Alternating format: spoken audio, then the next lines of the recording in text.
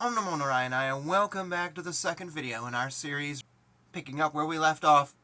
There are three main forms of ego inflation: intellectual, identifical, and euphorical inflation. Section 1. Discussing intellectual ego inflation. Intellectual ego inflation is extremely widely spread, especially today where so much knowledge is made common, and where practically everybody goes through one or the other form of theoretical education, or at least gets knowledge of it through the medias.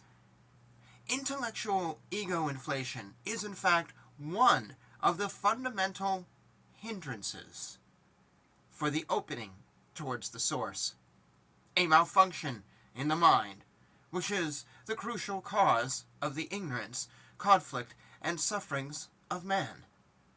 Intellectual ego inflation has to do with lack of rationality.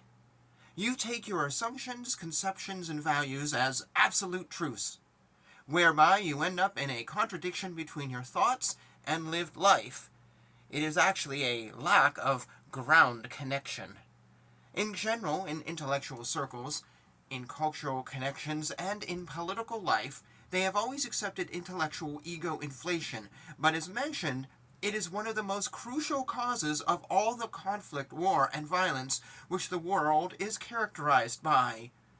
People in their opinions and isms, political directions, etc., all of it is, as a rule, mainly an intellectual play characterized by a contradiction between thoughts and lived life.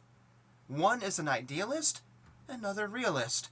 One is a Marxist, an atheist, another a Christian.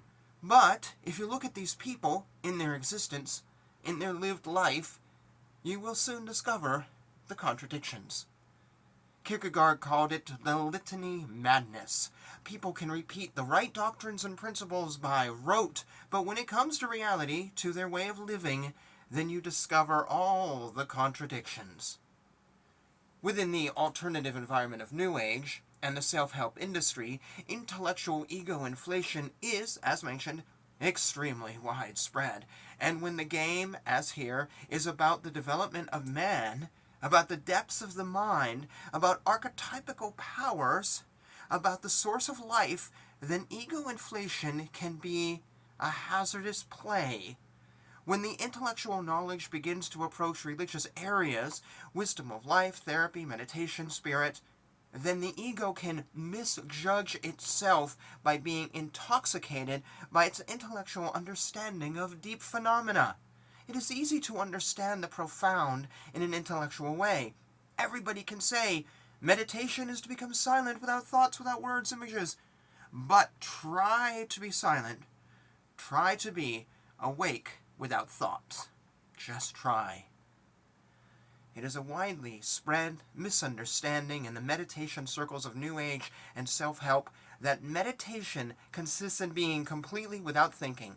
Time after time I have been criticized for I emphasize the significance of philosophy in the meditation process. An enlightened master has admittedly no need of thinking of philosophy because he is in a condition of being, though he always uses a philosophical kind of counseling. But a person who then just repeats, I have no need of thinking of philosophy because I am in a condition of being, without being enlightened, has a serious problem with ego inflation.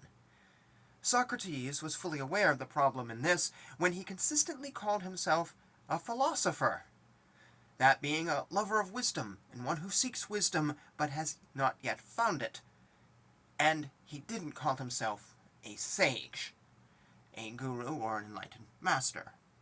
It namely gives ground connection. All people who are not enlightened are in need of thinking, of contemplation, of reflection, of philosophy. Many people caught up in the intellectual ego inflation and the other two types of ego inflation commit the thought distortion called non-dual bias. Non-dual bias arises when you describe something as non-dual while forgetting that you can't describe anything without implying the negation of it. The only thing that can be said to be non-dual is the wholeness.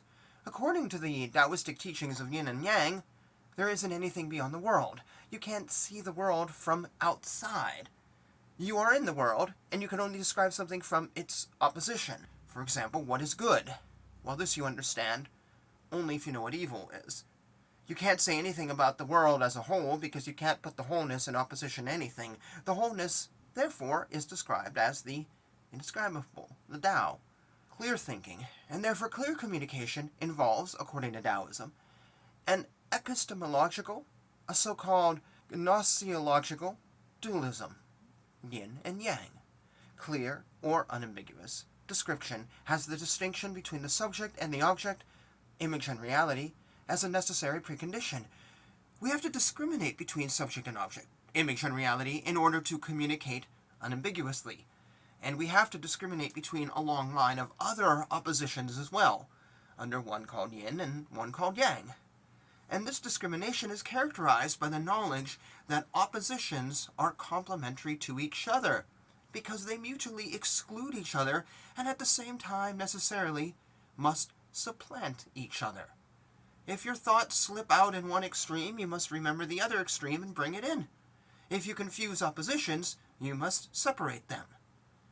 Unclear or ambiguous thinking or communication arises when you either are confusing the opposites or are thinking in one extreme of a pair of opposites. That is, dualistic unbalance, which creates thought distortions. Clear thinking and communication, therefore, also involve critical thinking, where you try to spot thought distortions. Such a critical thinking must be both directed in towards the subject as well as out towards the subject, and therefore clear thinking and communication are an ethical practice. In meditation circles, they often commit the non-dual bias by saying that meditation is to be completely without thoughts because the enlightened consciousness, the whole, is without thoughts. This is without a doubt a comforting thought for many people who have had many bad experiences within the area of thinking. They can then attack, for example, critical thinkers for being dual, while they themselves are non-dual and therefore on a higher level of consciousness. They just forget that they themselves are using thinking in order to communicate this, and that in a very unclear and ambiguous and even insulting way. In this way, non-dual bias is used in combination with another thought distortion called truth by authority, which I will return to. And actually, enlightened master would never do this, because he knows he must think in order to communicate, and in this thinking he uses the complementary principle and the art of discrimination. Therefore, always first look at how unambiguous, ambiguous, so-called spiritual teachers, gurus, New Agers, and other people use their communication before taking their claims seriously. There are also many people caught in spiritual crises of different types, or clairvoyants, mediums, channelers, etc., who experience non-ordinary phenomena, and where images and reality in their descriptions flow together in a big confusion. It can be very flattering to hear and sound very non-dual, but in reality they express themselves not only unclear and ambiguously, but directly obscurely. So instead of taking them seriously, you should remember that obscurantism means hostility towards enlightenment, or simply darkness. So who knows what is it that expresses itself through them? Now, you can see the non-dual bias in action when New Agers claim that their techniques, systems, therapies, methods, etc. are non-dual or holistic, which is another word for non-dualism. Here it is often used as an attack on critics. The most known example is the so-called integral method of Ken Wilber. The non-dual bias is also active in philosophical theories of mind, such as materialism and non-dualism. We're actually going to pause here, though this is not quite the complete section. I just really like where it ends, and it goes into a different thought to conclude that chapter.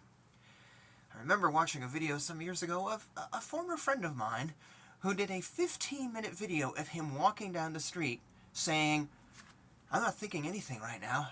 My mind's a total blank. I'm not thinking anything. It's amazing how I'm not thinking anything. You know, a car just went by and I didn't think about it. You know, there's some kids playing, but I'm not thinking about him. Wow, isn't this amazing? My guru has blessed me with such this ability, you know, to not think about anything. I thought it was the biggest bunch of bullshit I've ever heard. The fact that he processed there was kids playing and there was a car and he wasn't thinking about the car. Well, actually he was thinking about the car to tell us that he wasn't thinking about the car. And he was making a point of telling us for 15 minutes that he wasn't thinking, but he was thinking about not thinking. Oh, Lordy. Yeah, that's pretentious talk. It's not real in the least. Met other people who are like that, who suddenly have a profound experience, and this is amazing, you know, like my mind is now a total blank or something, or I'm communing with this tree, and then completely forget about it. Like a minute later. I was on a walk with someone once, and he considered himself a shaman, and would walk up to a tree. Oh, this tree, oh my god, I just feel it. A minute later, we'd be talking about work, and he would totally forget about it. Really? How profound is that experience that a minute later, it's completely gone, and there's nothing in your attitude that says that you have just gone through a profound communion with this living entity? Yeah, you just kind of probably like the shape of the tree, because it was probably a really cool tree. Trees are kind of cool sometimes. That's not how we become spiritual, by showing off in a moment. Oh, look, I can commune with something, or look, I'm having this moment, because we're probably not having the moment. Because the truly profound spiritual experiences are truly profound. They are huge. And we have to figure them out. This article mentioned people who are clairvoyants or whatever. I went to a tarot card reader once, and I had gone through something traumatic. Somehow, her son, who had done the reading, absolutely kind of figured out what it was. And it was very strange, and there's no way they could have figured this out. It was just a very, very unique event that had happened to me, and nobody they knew knows anyone I know, and it wasn't even in the same town, and yet they figured this out, and it was very weird. And so we began talking about it, and what happened was his mother was also there and joined in and started just talking, and she confessed at one point. She goes, you know, the advice, honestly, I'm just giving you is just dealing with death in general. This isn't anything, you know, psychic, whatever. I'm just telling you things that are things that I've picked up as an older woman with raising you know, a son alone, and this is just death and what I've seen. And I appreciated her saying that.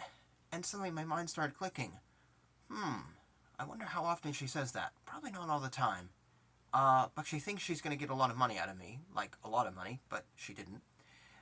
So they're really, you know, being open with me, but they've kind of debunked the whole thing of, I'm reading your mind, which is how this kind of started, and kind of freaked me out in the beginning. Like, wow, you know, what you're saying is so profound. And then she was like, yeah, no, it's just sort of common sense. How many people get roped into something? She confessed to me that they roped in a foreigner for $5,000 giving advice that wasn't really much more than what they gave me, pretending it was profound. And we have to be really aware of those people, and that we're not going, oh wow, you're so amazing, and you just read my mind, and you communed with this tree, and you can walk down the street without thinking. No, please.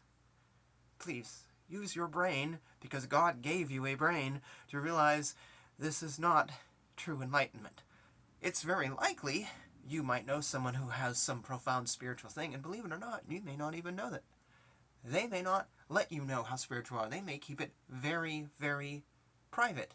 They may just live their life with a different perspective, and that person might be very profound, and you kind of dismiss them, and you go for the other one who's got all sorts of crystals hanging off of them and all sorts of things, and they're saying the right words. But it may not be like that. This is a warning I have given before. It's nothing new.